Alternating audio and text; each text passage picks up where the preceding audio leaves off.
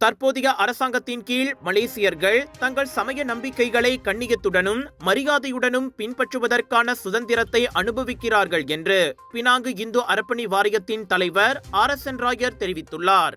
Penang மாநில இந்து சங்கத்தின் திருமுறை ஓதும் போட்டியில் கலந்து கொண்டு சிறப்புரையாற்றிய போது அவர் இதனை தெரிவித்தார்.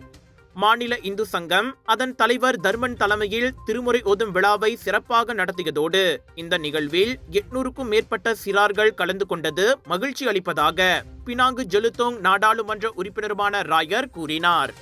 ராமகிருஷ்ணா தமிழ் பள்ளி மண்டபத்தில் நடைபெற்ற இந்த போட்டியில் கலந்து கொண்ட சிறார்கள் தங்களது திறமையை வெளிப்படுத்திய நிலையில் பிள்ளைகளிடையே சமய நெறியை வளர்க்கும் இதுபோன்ற நிகழ்ச்சிக்கு ஆதரவு வழங்கும் வகையில் ராயர் 50,000 ரிங்கேட் மானியம் வழங்கினார். மேலும் பினாங்கு இந்து அறவாரியத்தின் சார்பில் 5,000 ரிங்கேட் உதவியும் ஒதுக்கப்பட்டது. இதனிடையே தேசிய தின கொண்டாட்டத்தை முன்னிட்டு பினாங்கு இந்து அறப்பணி வாரியம் 800 மலேசிய கொடியையும் வழங்கி சிறப்பித்தது.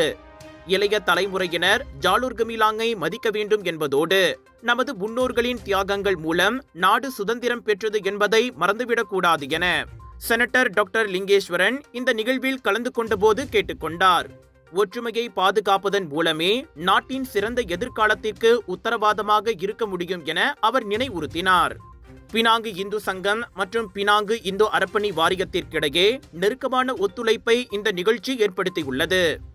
இது சமூகத்திற்காக ஒன்றிணைந்து செயல்படும் இந்து அமைப்புகளிடையே ஒற்றுமையின் உண்மையான பிரதிபலிப்பாகவும் அமைவதாக அவர் கூறினார்.